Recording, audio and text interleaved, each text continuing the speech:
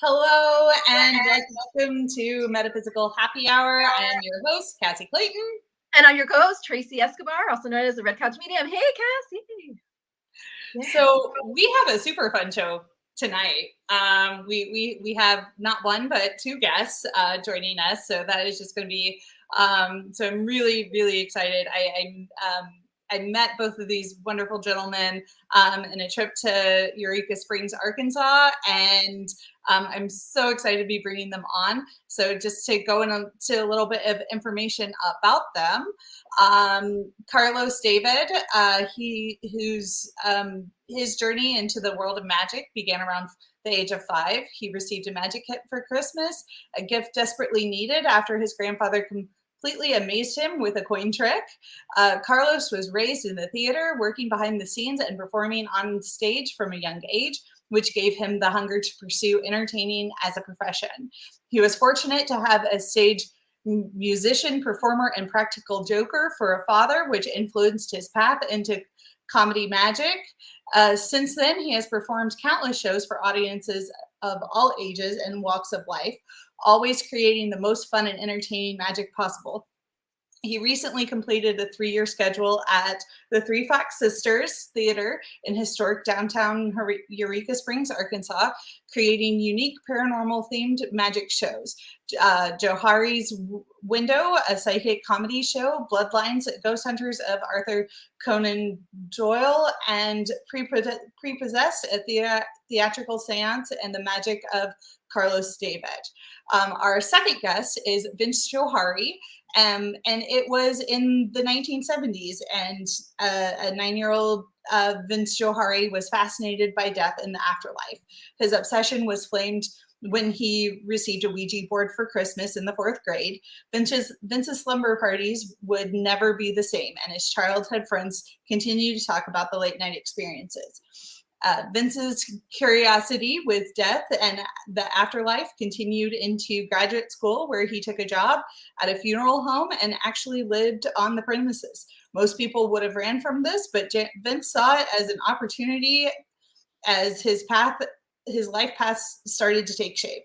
After grad school, Vince gained greater spiritual awareness while working as a medical provider on 2 Native American reservations. And wouldn't you know it, when Vince moved to a new town and had the opportunity to purchase a vacant home where a violent double homicide occurred, and he bought the house. Today, Vince Johari is a renowned paranormal entertainer, channeling his lifelong experiences with spirituality, ghost hunting, and parapsychology.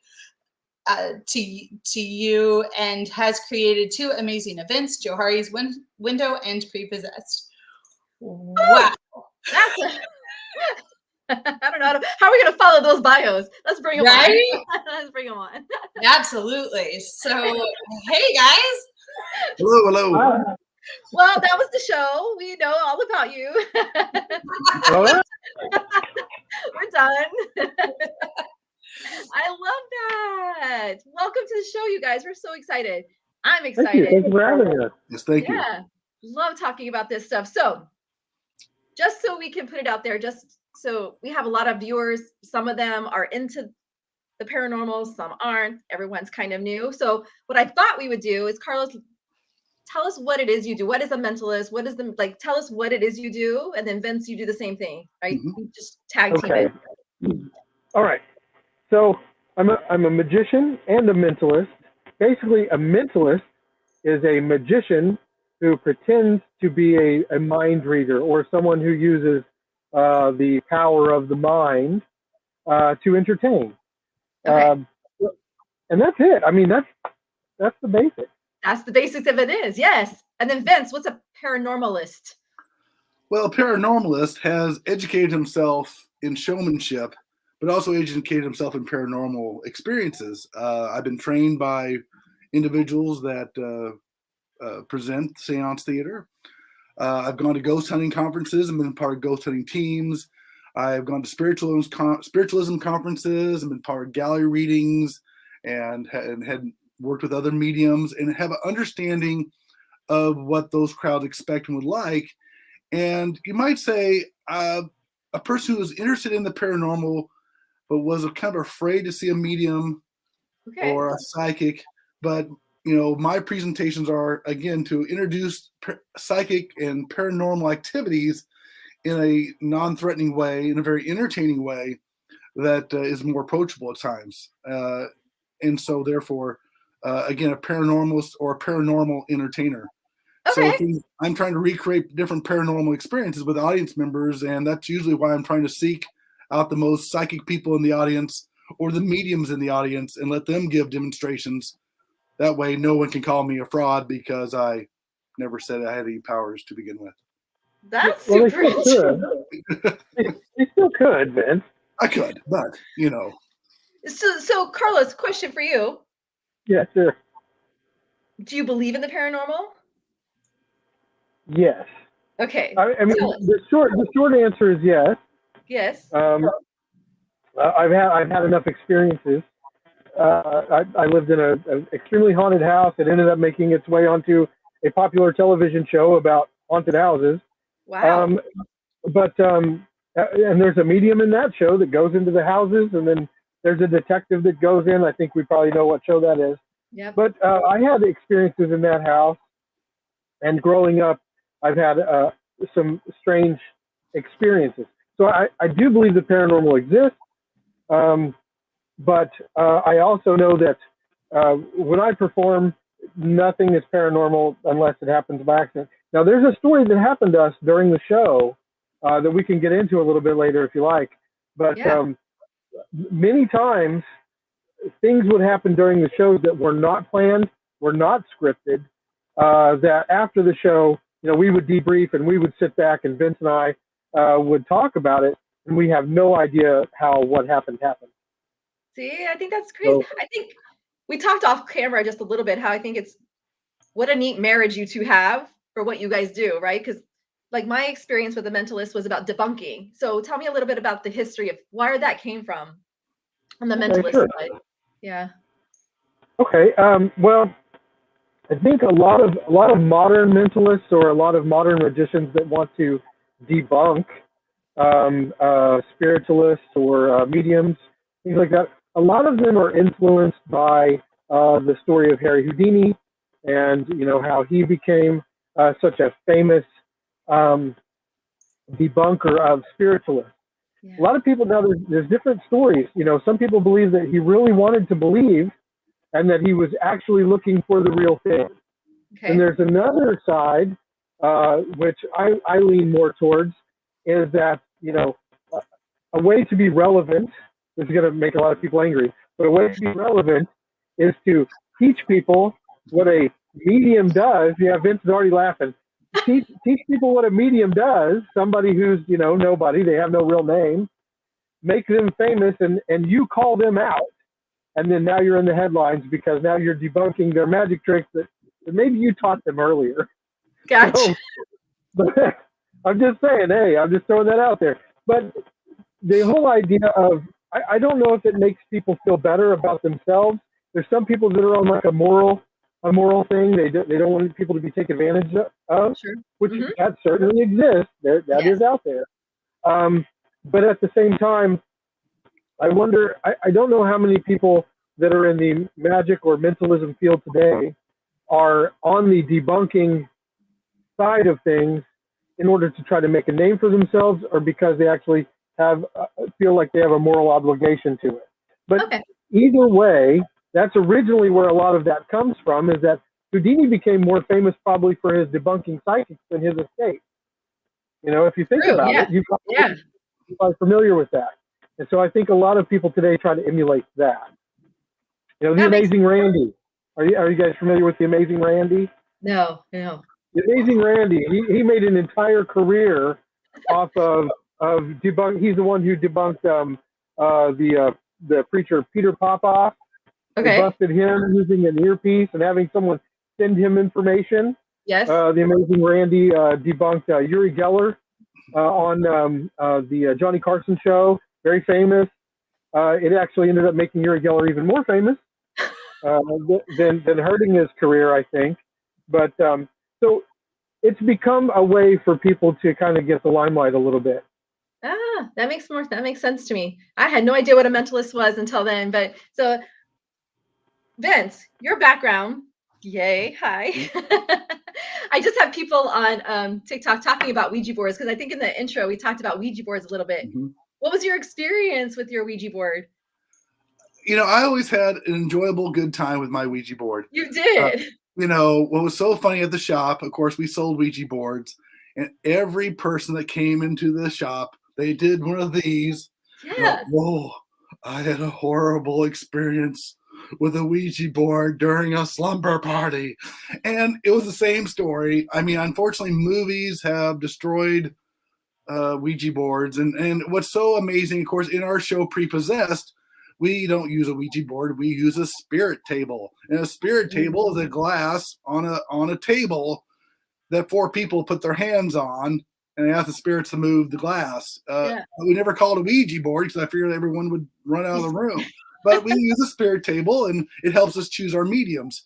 But and so again, I always feel it's unfortunate that it's always interesting where people's kind of line is. I was doing tarot readings for one group, and they got very uncomfortable. So I said, okay. And then I swapped the tarot deck with the playing cards because you can do readings with an ordinary deck of playing cards. And I was doing the same readings, but they were fine with it. And I'm like, okay. Just a different modality, right? Exactly. Yes. That's all it is. Just for everybody out there, it's just a different modality. That's it. Nothing to be afraid of, right? If you're playing with it consciously, right? Tell us a little bit about how you two met. That's such an interesting story, just because you guys have such different backgrounds, but you both are entertainers. So how did that come together? Well, Carlos was doing at least 2 years prior to I met him, doing ghost tours in Eureka Springs. So he knew all the ghost stories and had some paranormal experiences in Eureka giving those tours. When I came across him, he would start his show off with magic tricks and was a great success at that. But Carl, again, I won't speak too much for you, Carlos, but his goal was to break out as a magician down in Eureka. I had come down there, done a couple of events at the Crescent Hotel, and wanted to find a more regular spot to perform. And the good fortune of finding underutilized space, because for a seance you don't need pretty space; it can be kind of creepy. And a wonderful man down there gave us our opening opportunity. And but it was kind of like I was working with an acting coach because again I want to make this a good theatrical experience. And he said you need to find someone to help you to make yourself look more professional. And again, I couldn't find a better person. Again, Carlos was actually playing his guitar, busking a little bit, waiting for his wife to get off work. I said, hey, and I recognized Carlos. We had met earlier on the sidewalk because I would be trying to sell tickets for my show on the sidewalk, and he'd walk by and introduce himself, and we'd chit chat a little bit. And truly, again, Carlos was my best acting coach for years, helping improve our shows to be at a professional level. Again, I always think they were like an 8, but I think with Carlos and us working together, we really upped the level of the quality of the presentation up so much more. So it was bumping into each other a few times just when we needed to bump into each other. So if you believe in the fate thing, that was definitely kind of what happened. It was kind of fate, like destiny. Yeah. And then the 3 Fox Sisters was born. Yeah, yes, it was. We were really trying to just sit down and say, okay, what will let people know who know about paranormal that this is a paranormal type of event. Right. You had some other kind of crazy thing about Carlos about a signpost. Okay. Yes, I was just thinking that. I mean, that was so Vince, you're turning into a mentalist. You're reading my mind. So before Vince and I met, I had been a festival magician. So when you would go to like a town festival or a Frontier Days or a Wild West Days type event, you might see the guy with the derby and the performing magic. That was me, and many times. And so Vince and I met. I had actually moved to Eureka with my wife because I wanted to get some kind of a performance, some kind of a theater opened there doing magic in Eureka, because it is my familial hometown ancestrally. And So I started doing the ghost tours. I met Vince, like he said. But once Vince and I met and we started putting this thing together to do paranormal magic entertainment, Okay. I started going back through my pictures of some of the festivals that I had performed at, and I had a picture of my name on one of the signboards, and right above it was the Three Sisters Theater, where I guess some ladies were doing some kind of, I don't know if they were doing acting or whatever it was, at the festival that I was at. And this was after we had already come up with the Three Fox Sisters because of the Three Fox Sisters from New York. And it's just this, there's been all of these different moments that have almost, looking back in retrospect, you see them, and it was almost like a signpost on the way to where we became. Kind of validating. Yeah. Yeah, really weird. But it was it was so funny. It was a Magic Tent, Carlos David, and then above that was the Three Sisters Theater. And I thought, Vince, you've got to see this. You'll never believe this. Yeah. But it's true, yeah. It was weird. So I have a question about the show that you guys do. So just so people know, because I read about it, but I want you guys to talk. So Carlos, what is your, tell us about the whole show. You have different things that each of you do, right? Uh-huh, yep. Who does what? Tell me. So it's basically pretty true to our actual person, to our actual character in life, is that as a magician, I'm naturally skeptical because I can recreate so many amazing things doing magic tricks that if someone else were to do the same thing and say that it was real, they might garner a following. Somebody might think that they were doing something real. Right. So I'm naturally skeptical. Vince, on the other hand, when we met, this guy, he's like, it doesn't matter if it works or not, let's just do it. Well, from a person who's theater trained in magic to perform an effect but not worry about the outcome doesn't really make any sense. Yeah. So he's like, well, let's sit some people down at a table with a glass, have them put their hands on it, and we'll just see if it moves. And I'm like, we can't charge people money for that. The glass is going to have to move. And he said, no. Yeah. He said, no, it'll move. He's like, I'm not worried about it. So his real character in real life is he likes paranormal experiments. Uh-huh. He likes to, let's put some people in a room and turn the lights off and just see what happens. Talk about faith and trust. Yeah, because that sounds to me like a lawsuit. But, sounds to me like being a medium. That's all we do. Trust. We have no idea what's going to happen. You trust me. Nobody, we promise. So with Vince, in the show, it's the same kind of thing. Okay. I'm making you aware that what I'm doing is a magical effect, that I am a magician performing a magic trick in the way that fake psychics and mediums have for hundreds of years. Okay. And then Vince comes out and he has the audience actually perform an experiment of psychic ability, which the audience isn't in on it. We never use stooges in the audience ever, right. ever. So if he gets one of them to actually do something, it lends a little bit more credibility to the fact that it occurred. So we battle back and forth between him doing these experiments and then me saying, oh yeah, well, I could do that with a magic trick. I can recreate that with the magic. Yeah. Yeah. And then we're talking more about Johari's Window right now, our comedy show. Yeah. Oh, is that what it is? The comedy show?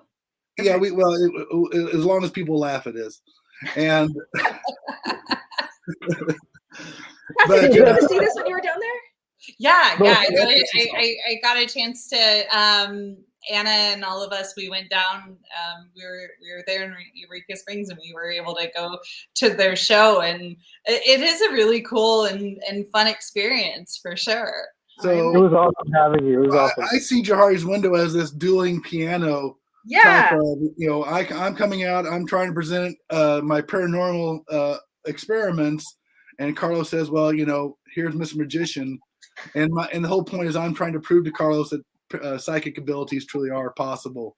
Now, halfway through the show, we find the most psychic person in the room. And then of course, a lot of psychics, a lot of mentalists do a Q&A act.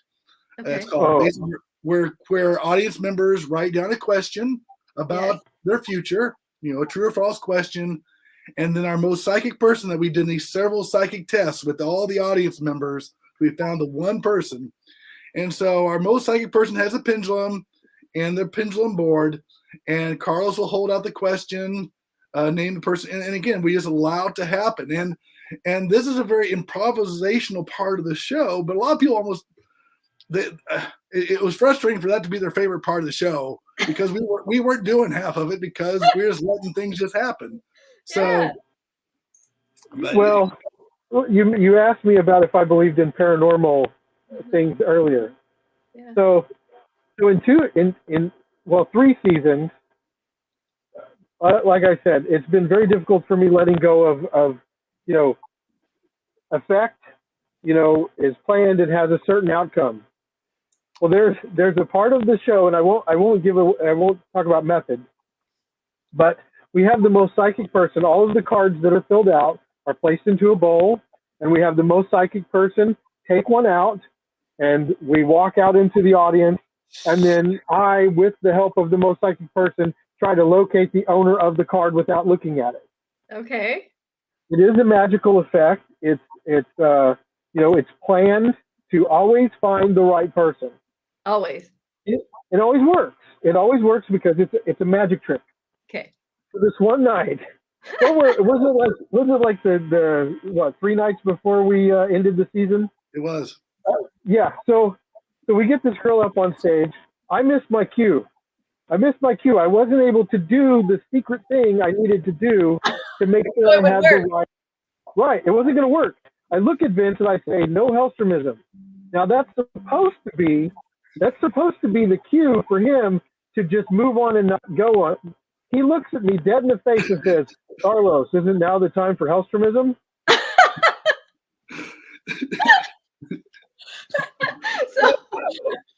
So, well, I guess let's just go for it. So I take the most psychic person and the card that they picked, and we walk out into the audience, and I know at this point it's going to fail. We have 50 people in the room, and this one person has to determine who it belongs to. I knew it was going to go wrong, so I just said, who do you think it belongs to? Just point to him. So she looks around, she goes, that guy over there in the green shirt. I said, okay, give it to him. I'm not in that this time. I don't know what's going on. He doesn't realize that it has all gone wrong. It is not going to be this guy. He has no idea. No idea. So I have to start building it up. And I say, if it belongs to somebody on that side of the room as opposed to the other side, that would be a plus. As a matter of fact, if that card belongs to somebody in this room, I think it's going to be amazing. So I said, sir, will you please open the card and tell us if that is yours? And he opens it, and he goes, it is. It worked. I looked at her. She goes, how did I do that? I said, I don't know. After the show, I how'd you do that tonight? That was amazing. I said, I did it for real. Yeah, it was the one time that it wasn't gimmicked. And what are the odds on that? It worked. I don't know. So that's paranormal to me. That's strange. That's strange. That girl left thinking we did a magic trick, and she left me thinking she might actually be psychic. She might be psychic. So basically, in the comedy show, if I'm touching something or in the act, it's a true paranormal experiment. And when Carlos is touching something, it's most likely related to a magic effect. Right, it's supposed to be. But it wasn't. It didn't work. It wasn't that time. I just missed my cue, and she saved me. So I'm saved by the psychic girl. That's a fascinating story. I love it. I'm sure you guys have a ton of stories of things that happened together. Well, again, the seance show we do, Prepossessed, we definitely allow a lot more open space. Okay, tell us about things to happen. Yeah, I don't do any magic tricks in that, other than occasionally I'll do a few things during the intro, like I might use some flash paper or something theatrical. It's not meant to fool anyone. But my job at the beginning, I get to tap into my historian aspect of myself and my character, and I talk a little bit about the history of seance. Okay. And then I turn it over to Vince, and then after that, I'm pretty much just I assist. Okay. But it's more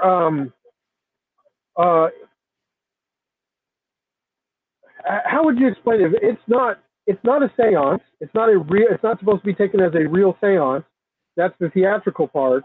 Mhm. But at the same time, Vince is hosting and including things that actually really were used during seances, for the last however many, hundreds of years. Again, there's always those three. Why don't you talk about the three different types of seances real quick and how ours is a little bit different? Yeah. Yeah, well, not to give too much away, but seances typically, maybe you will try to go to a location and you will try to contact any spirits that might inhabit an area. Maybe you go to a haunted location. That can be pretty dangerous, because you don't know what spirit may be inhabiting that location. I mean, this is the traditional way of thinking about it. Refresh my memory, Vince. What is the second way? Not the way we do it. Next time you're trying to maybe contact someone famous. Okay. Well, yeah. You could go to Graceland. Try to contact Elvis. Something like that. I mean, you could try that method. We know that's not going to work because he's not really dead. Right. Then you could. And haunted artifacts. Sometimes people bring in haunted artifacts in. Sometimes people bring in haunted artifacts, things, the Anna doll, the Annabelle doll. Yeah, Annabelle doll. There's all those kinds of things. What we do is the traditional way, is that you are coming in with somebody in mind to contact that was a loved one that meant something to you, that someone you knew personally. Because you're inviting the positive energy into the circle. Yes. And you're only inviting those in, eliminating any possibility of any negative influence. Right. And so we start that way because traditionally seances were done when someone lost someone too soon. They lost them too early. And they didn't get the closure that they needed.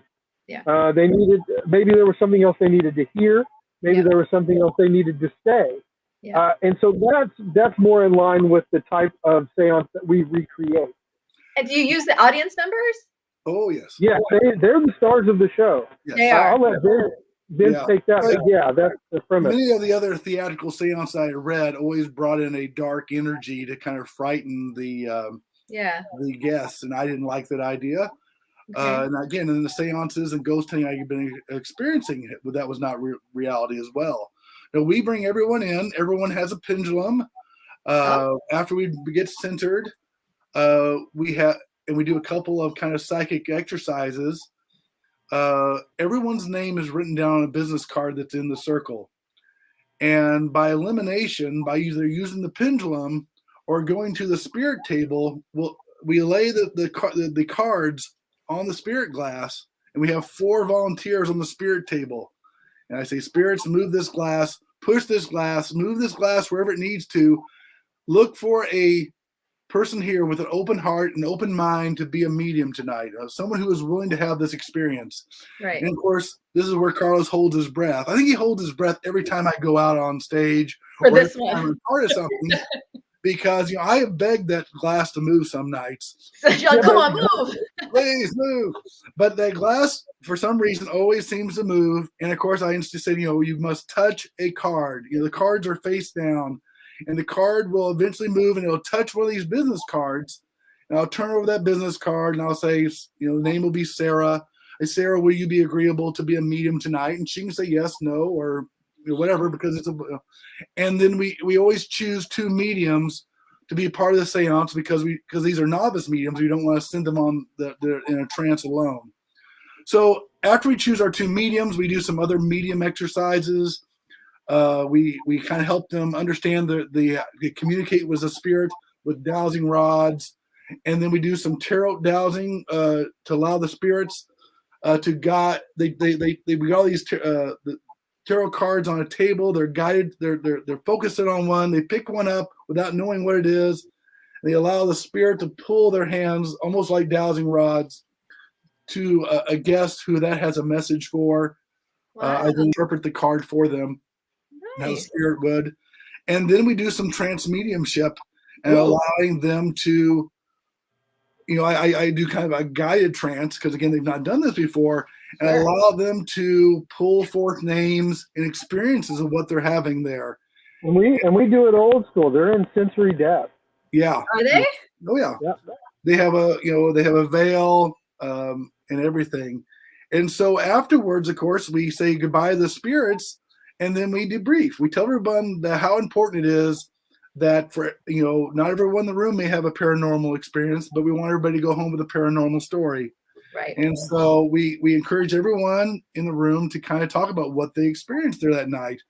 And, it's always amazing what people felt, heard, experienced that we know we had nothing to do with.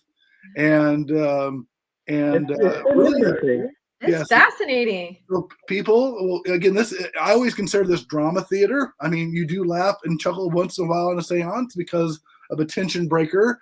Right. But normally, of course, you got to be comfortable enough to for people to cry and to people to grieve in that moment, and that's what makes it me real drama theater. I do work in the mental health profession, so I'm kind of used to. I'm okay with people expressing their emotions. Working with what was really interesting also about my research into seance. Of course, we give the Fox sisters all the credit of starting the seance movement, but then there were people doing seance mediumships, of course, we know well before then. And for especially some of the North Central tribes, they were doing ceremonies called the Uipi ceremonies. They were very much a healing seance type of experience used with the medicine man. Okay. So just how we kind of also in our show, in our presentation, I hate to even call it a show, our presentation even provide room for people to have a healing experience if that's what they had, kind of a Uipi inspired moment we did at times. Fascinating. So, I had a question. Where are you guys? Do you guys do this? Do you travel and do it together? Or is it always at Eureka Springs? There you go. You're asking where can we go? That's a great question. Okay, so we did close the theater down in Eureka, mainly because we wanted to expand our reach. Okay. So it was a good launching off point. It's where we met. We came together in Eureka and put the shows together there. But now we are willing to travel and take the show other places. For instance, this coming June of this coming year, the 24th and 25th, Vince and I will be headlining a show for the Haunted America Conference in Alton, Illinois. And we'll be bringing the Prepossessed show there. That's Troy Taylor's. Yeah, Troy Taylor's. Troy Taylor's who sponsors that. Outfit, yep. And so it's going to be a great thing. What is it? Mineral Springs Hotel? Mm-hmm. Is that right, Vince? Yeah. So it's a very haunted location that we're going to be presenting Prepossessed in. Okay. And that's our theatrical seance. So yeah, June 24th and 25th. Tickets are available already. Is that right? In January. Okay. In January. I was thinking December for some reason, but so yeah, get your tickets for that. Our show is $50 a ticket. Easy. And it's going to be a great thing. I think we're only limited at how many seats, Vince? I think 36. 36. So it's the seats they'll go fast. Yeah, the Haunted America Conference. Yeah, the Haunted America. This is their 25th year at the Haunted America Conference. They always have a day worth of speakers talking about ghost hunting. It's much more of a ghost hunting probably conference than a spiritualistic conference. Yeah. But some psychics and mediums are part of that. Okay. I think they have other besides the daytime lectures, they have some other after-hour events where you can go ghost hunting in different spots in Alton, Illinois. I think they have a past life regression after-hours events, different other things going on. But I learned a lot about how to make great presentations from this conference. So awesome. So we do have another question, but go ahead and say what you're going to say, Carlos. Oh, yeah, I was just going to say, so basically to answer your question is, if you're interested in having us for your event, contact either Vince or I, and we can figure out availability, because between his regular schedule and then my performing schedule, we'd have to make sure that, we could fit within whatever your schedule might be. So, yeah. Yeah, I don't want to wait till June. How can we make something else happen? Yeah, yeah. I'm gonna call. We're gonna make something happen. Absolutely. What's the question? So we do have the question. They were wondering if Carlos, if you have watched The Mentalist, and if so, how accurate to your experiences is it? That's from. I'm not familiar with The Mentalist. Is anybody, Vince? Are you familiar with that? What is that? I think he's kind of a detective that uses it's almost like a Sherlock Holmes deductive reasoning thing, if I remember correctly. I haven't watched too many shows. You'd be surprised on how many magicians. It's I would assume, if you ask me the question, how realistic is some of those medium shows? Medium shows, yeah. Yeah, you'd be surprised. Like, you'd really be surprised I don't watch them, because I just don't do it. Yeah. So yeah. Let me say this. I will say this. I'm not familiar with the show, so I can't speak to that. What I can say is this: being a mentalist is about as wide of a range, because I'm a magician and a mentalist, as being a kids party magician and David Copperfield. The range is so wide. Now, there are some guys that are really good at what's called cold reading, to where within 5 or 6 minutes they can notice whether you have a wedding ring on, whether you've removed it recently, whether they can pick up on the style of clothes you wear, where you bought your clothes, the way that you walk, to determine whether you have health issues. They can determine whether you are in your 40s or 50s based on wrinkles on your face. That's one form of mentalism that's done to recreate a mediumistic feel. Yep. I'm the kind of mentalist that would have you look in a book, choose a page, find a word, think about it, and then tell you what word you're thinking of. Right. So I can't speak for every mentalist, they're all different. But as far as me, mine focuses more on entertainment than trickery. I'm not trying to fool you, I'm trying to entertain you. Entertainment. Yeah. Very good question. That's a great question. That's a good question. Thank you. And a mentalist, it is magic. Yes. Yes. Unequivocally for me, yes. Magic, There's some mentalists out there that will tell you, "Oh no, I'm reading your mind." Well, it's very interesting. I went to a spiritualistic conference where they talked about ethics and mediumship. And I definitely went to that breakout group, because I'm like, I got to hear how mediums are trying to figure out how ethically to price their work, and what's the boundaries. And in the magician world, when it comes to doing mentalists, there's a discussion about the ethics of being a mentalist. Can you call yourself a psychic and just go with it? Do you call and some say that's okay, that's my character. I'm a psychic character, and on stage I do these amazing things. And as long as I don't try to do psychic work and take people's money on the side, that's okay. That's okay. Others, again, they will do a disclaimer at the end. Now, all the things you've seen here may look like it's psychic, but I can assure you, they'll put a little disclaimer at the end. So as far as, again, there is this ethical conversation amongst psychic magicians on how far to push that and how to present their character. If that makes sense. Yeah, and I want to add just something to that is, when you go to a horror movie, before or afterwards, you don't have to put on the screen great big, no one was really injured, this is all fake.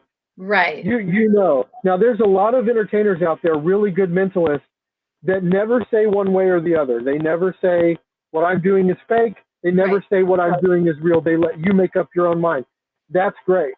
And I don't have any kind of negative thoughts about that. To me, entertainment's entertainment. If you go and you want to believe in it, and that helps you with your experience, what is the willing suspension of disbelief? If you want to go into it with that, to have a good time, to be entertained, I don't have. I told you. Psychic cat behind you. Problem with that, because Uri Geller is a perfect example. Yuri Geller, famous for bending spoons. Bending Yeah. spoons. Yeah. Right? Very famous for that and stopping clocks and all that kind of stuff. That's his shtick. Yeah. Whether you want to believe what he's doing is real or isn't, that's really on you. But if you know that it's a magic trick, it kind of ruins his show. Right. It does. It kind of messes up. So the guys are walking that tightrope. I don't. I just flat out tell you, it's a trick. It's but that's just me. I can't speak for everybody. Yeah. I love it. I love it. Are you okay? Any more questions, Cassie, out there? I can't see. Not any questions. No. Is it time to do a couple Let's do some fun stuff. Yeah. Yeah. Yeah. Okay. Well, again, I want to kind of do we're going to do a psychic experiment using Cassie tonight. So, but of course, she's the one who's going to do the hard work. Tracey, you're going to do the easy work. Okay. Oh, I am. Woo-hoo! Okay. So I've got your classic major arcana of cards. Got classic ones like the World, Judgment, Moon. All the good cards of the tarot. Temperance. So what we're going to do here, of course, again, we talked about how Zoom shows have never really been Carlos and mine's kind of bread and butter. We just really like to have that one-on-one experience with people. So we're going to, again, so normally, of course, as you can imagine, I just spread out these cards and let you touch one, so you know that I didn't do any of that magic stuff on you. And unfortunately, we can't do that through the screen. So no, but you're not the magician, so we're good.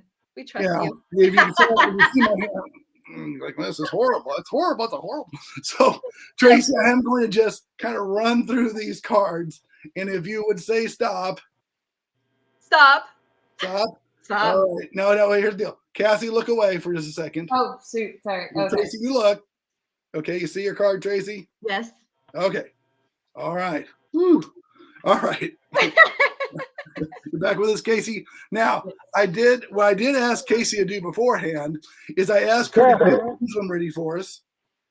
And I asked her to have some cards labeled 1 through 9. Okay? Yes. All right. And again, I'm going to do my, oh, geez. Okay. I can't see it. I know. I'm going to raise it up here. Don't you worry. Okay. So I've got 2 piles here. A and B. A and B, and they're backwards on me, so that makes me I'm going to have to shake it a little bit more. They're good here. Okay, so Cassie. Yes. Which pile would you like to eliminate from, A or B? A. A. Now I've got to shake it so I know which one it is because it's backwards on me. Okay. All right. So we're going to eliminate from the A pile, and I'm taking the B pile away. This reverse thing has got me all messed up. Okay.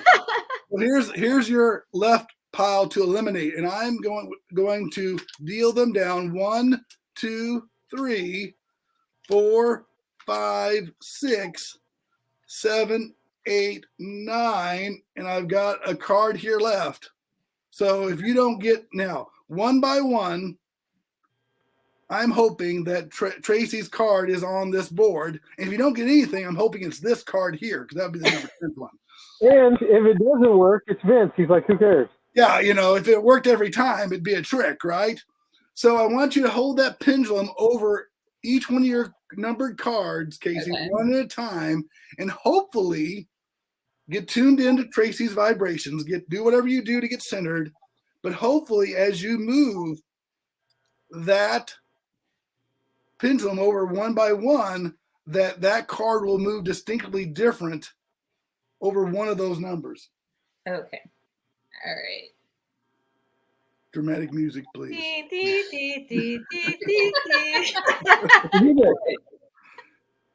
You should put your screen down so we can see the cards on the table. Yeah, I like that idea. Oh, there you go. Yeah, they are. much better. Now I'm headless. See, I'm earning my keep. Yeah. Thank you. Yeah, the cards are there.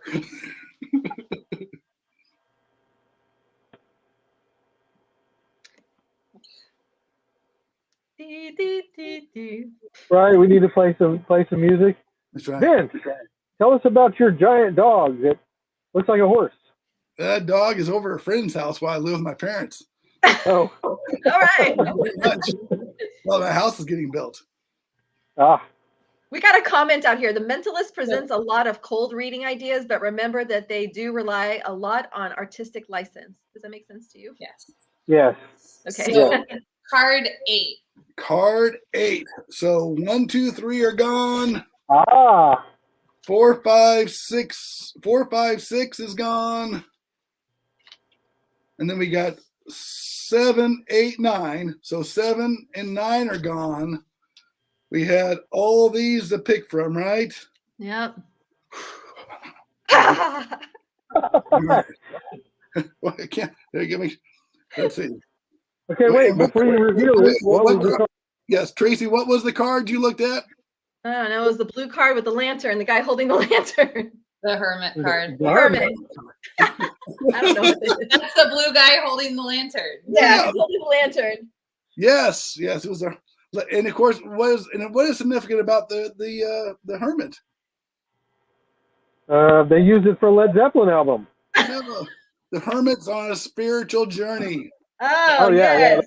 Yeah, that too. That he's on. Yeah. Oh my goodness. So anyhow, number 8 is what you came to, right? Yes. All right, here we go. I don't even know. I'm just going to pull up the screen and we'll find out. There it is. Ah. Wow. Oh my goodness, Captain. That was amazing. Oh, How did that work? I don't know. And Ask did you see Cassie. I She wrote did down the all number these. 8 too? You did, yeah. Good work, Cassie. Good work. Good job. And Now, again, if I was a magician, I would have presented that much more magically. was that That was a trick? That was good. That was good. It worked out just like it was supposed to. Yes. Are you on a spiritual journey right now? That's right. Aren't we all? Yeah. Some more so than others. Yes, we are. Hermit. That was Very good. nice. Dave. Very nice. I Now, got- Carlos, you have one to. You got one, Carlos? You got anything? Let's see. Well, sure. Why not? Okay. This is.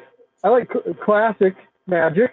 This is a classic of magic, and so this would go along the same lines as Vince's here. So we'll stick with the. So I have, instead of a tarot deck.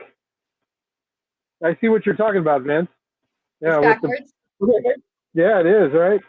So I have a deck of cards as well. Ooh. So we'll have Tracey. Are you familiar with cards? Yes. Are you familiar with the suits?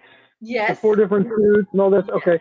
So what I would like you to do is I would like you to name, and not the Queen of Hearts or the Ace of Spades. Everybody picks those, believe it or Six of not. clubs. Everybody picks those. What's that? 6 of clubs. The 6. You are not going to believe this. You are not going to believe this. So before we started tonight, what I did was I reversed one card. Just one. Shut up. I don't know how you knew. That was absolutely amazing. Now you see how easy it is when it's a magic trick? I mean, that took half the time. It took half the time it took me to go through all that. How'd you do that so quick? How did you know? But you actually are psychic, so of course you would know. It doesn't really work. I need to pick that. Normally what I would do is when people come into the show, I try to pick the people who are skeptical, the people who absolutely, yes, that's the guy. There's always this guy, and his Yes. wife always loves him, and he doesn't Yes. want to be there. She loves it, and he hates it. That's the guy I pick, and then he names the card, and then that's the card that's reversed. So yeah. See? That's That's definitely a hint. If you do not come to our show and fold your arms, Unless you want to participate. Yes, Yeah. we're going after you every time because we again, if you've ever one or two people in the seance room with negative energy can bring the whole room down because we can. do our seance in the circle, and just that one or two people just it has just really drained the energy, and you got to yeah. and you definitely don't want to make a magician mad. You know, they might flip you the bird. Isn't that right, Vince? You know, you get a magician on stage, you might, flip you the bird. You know. Oh my You never know what's gonna happen. He's pulling out his magic tricks now. That's awesome. You guys are so I've been wanting to use that for like a year. I know.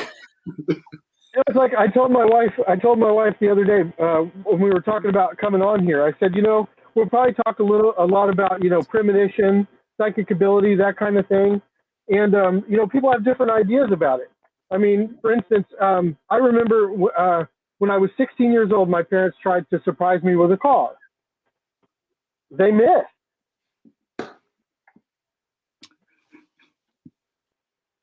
Huh? I just went over my head. I'm still alive. I'm like, what? It's comedy show when everyone laughs. Yeah. Now, Tracey, have you heard about this different type of communication with the dead called induced after-death communication therapy? No, tell me about it. A lot of psychologists and social workers are doing trauma work using EMDR. Yep. And one gentleman back in the 90s working at the VA, his name is Dr. Boltkin, started getting his clients or patients were experiencing after-death communication episodes. And he, of course, unintentionally, he's just working through this trauma, usually grief trauma. And so much though that he kind of created a more specific method of to more predictably or increase the chances of having this induced after death experience. And to the point where people were, of course, they found it very curative. He would never say you're talking to your dead loved one, but that's what they would be experiencing. I'm seeing my father, my buddies from war, and they would, and it was always very interesting, the stories they would come about, and it would always be very healing. Very much how a medium, of course, would be able to make a good connection with the spirit. Yeah. So, of course, I have many colleagues who do the same therapy who have also accidentally induced after-death communication with their patients. And, of course, because they know of the work I do, they're always calling me saying, you won't believe it. It was like a seance in my therapy room. She's talking about how she's getting hugged from his mother and how she's talking to him. And here in the next week or so, I'm going to go do that specialized training. Just so I can, when I go to certain paranormal conferences, or we have our theater or some type of presentation again, that when people want more than just our seance or psychic shows, because before we've always had cards, mediums or psychics in Eureka Springs, we had their cards in case anyone came up to us wanting more of that experience. Right. But I'm going to be getting this training in induced after-death communication, so that when, again, I'm not the medium, I'm just inducing the atmosphere and the allowing the procedures to happen to get their frequency high enough for that greater chance for that experience to occur. So it's going to allow me, I think, to again give opportunities for other people that don't feel comfortable enough to go to that medium, because the medium, the first time I went to the medium, I think I was definitely more nervous than she was, and I definitely should have wrote down everything she said, because as soon as I left, I forgot everything, and because it's a pretty amazing first time experience. And was it? Yeah, I was going to ask you both. Have you ever seen a medium before? So Vince, you have. Yes. Is it John Thomas or Thomas John? Thomas John. Yeah, Thomas. Every time he's near the area, I will drive and see his experiences. You will. Yes, and a couple others I definitely try to go to when they do gallery reading. Yeah, Carlos. Well, I have them in my family. Okay. So it's a little strange, but there's even one story that my aunt didn't want to go visit my great aunt. Okay. And because her house was really they lived in a dirt floor house. This is way back when. And so she didn't want to go. She didn't want to go. Finally, she went. And while she was there, my great aunt looked at her and said, "Well, I know you think my house is dirty, but I promise you I do clean." She had never said anything to her at all. No one wanted to go to her house because she could tell you what you were thinking. Yeah, exactly. Right. So there's that. Also, same person told my grandmother that she was going to have more children. She'd already had her tubes tied after having a few children, and she told her, "No, you're going to have more," and told her, "You're going to have 8," and she had 8. Josh. So the having her tubes tied didn't take, and so her sister knew, even though she didn't know. So I mean, there's been some things in my life. I think the issue with me is I wouldn't be able to enjoy it or be present in the moment if I were with a medium telling me anything about myself, because I'm always going to be wondering, how much did they look me up online?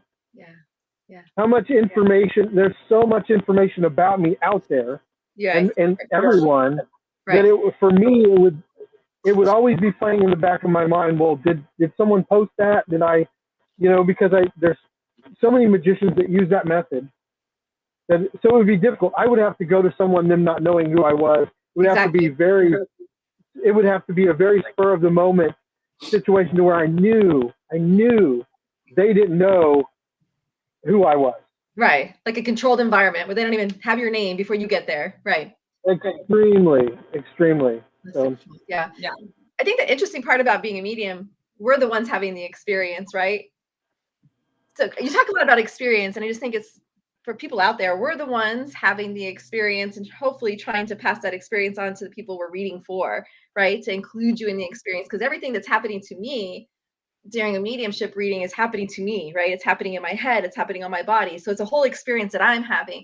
So Vince, what you're talking about is learning how to take people into their experience themselves. And I think that's fascinating. And I think for some people that would be well received because they're so desperate to connect with their loved one again, right? That they're coming to me and I'm having the experience and just asking you to trust me about the experience. But what you're talking about is them having their own experience. And I think that that's a fascinating thing.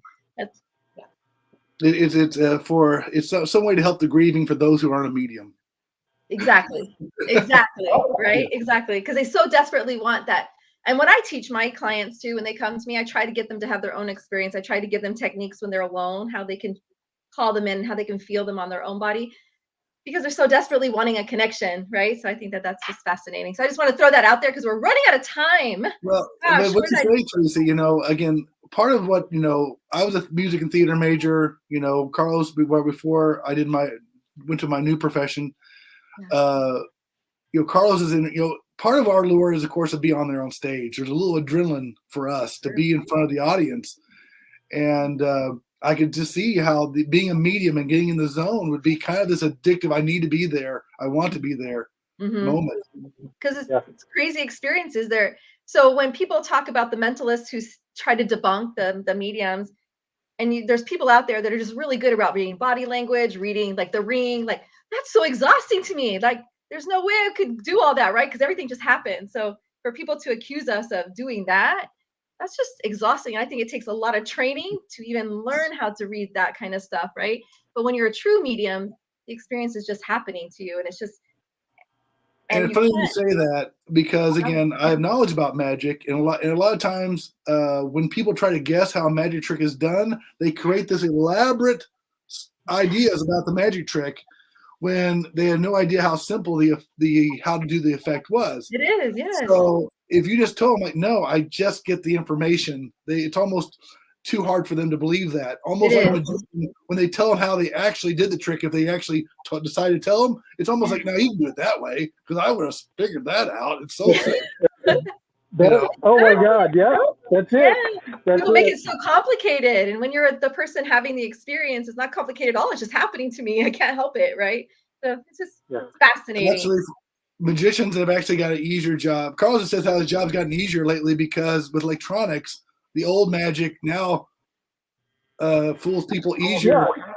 Yeah, there's, I've performed magic for, MIT graduates, and I don't know why they always have to talk about thermonuclear dynamics. I don't know if there's something if that makes them sound smart or what. I don't know. But they're always like, I know you're not breaking the laws of thermodynamics.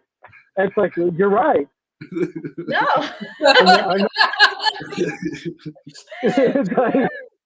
That's the one part you got right. But it's true. There's so many electronics out there that will make it's almost, if you want to be a good magician, a real magician, you have to study, you have to practice, you have to learn the fundamentals, and you have to learn the basics and adapt those and try to make those entertaining.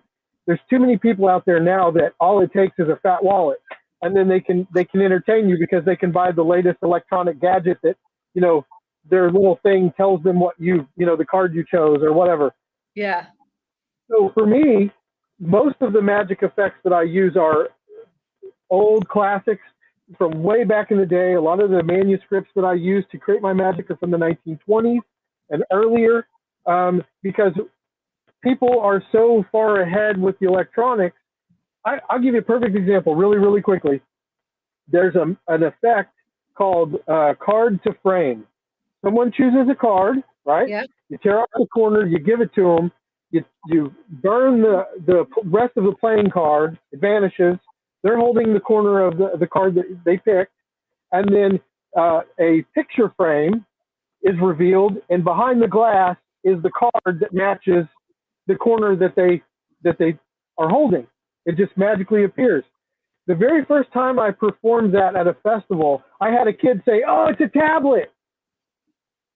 I never would have thought of that, but a black background behind a glass in a frame, picture frame, with a card in it, looked to this kid like an electronic tablet. So it was like a picture. I had to disassemble the frame and hand it to him, and then I got oh wow, that was amazing.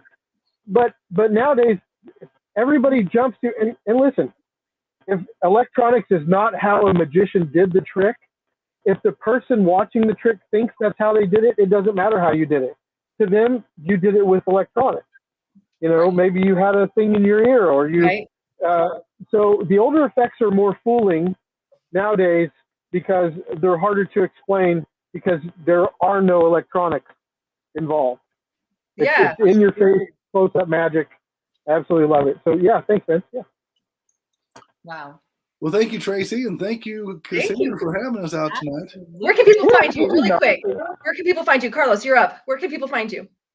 They can go to carlosdavidmagic.com on my contact page. I do private bookings. They can inquire about availability and pricing and stuff like that. Just send me a message, and I'll let them know. It depends on what part of the country I'm in. I'm in southern Texas now, but in March I'll be back in the Midwest, in the Missouri, Springfield area. Okay. So yeah, carlosdavidmagic.com. Thank you. Vince, you. I prefer the threefoxsisters.com website or Vince Johari. Again, I've been working with Carlos for 3 years, so I have a hard time working without him these days. To me, we're a duo. But if the case happens that he's not available, I can still wing it by myself. But you can still do a pre-possessed by yourself. I can, but again, we work best together, and it's pretty much more fun together. You trust me, more bang for your buck. Well, everyone's saying they love the banter between you guys, so yeah, it's great. Awesome. Well, we ran over, so we didn't get a chance to do readings tonight, but you guys were so phenomenal and so interesting. Thank you for coming on. And Tracey, how can people find you? Oh yeah, me. The Red Couch Medium, Facebook, TikTok, Instagram, all those places. RedCouchMedium.com. Yeah, and Cassie, where can I find you? With me, they can find me at Stargazers Unite, creating brand identities that radiate your soul out into the world. And for Metaphysical Happy Hour, you can find us at metaphysicalhappyhour.com, Spotify, iHeartRadio, Apple iTunes, all your other favorite platforms. I'm kind of going through that quickly because, again, we went over, but this has been a great show. Thank you, guys. We've never gone over ever before, so just so you know that.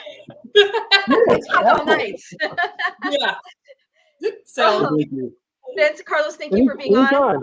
I cannot wait to Thank see a you. show. So we're gonna have to figure something out. So, all right. Awesome. All right. Thanks, Okay. dude. Everybody, we'll see you guys next time. all right. Thank you guys. Bye, guys. Bye.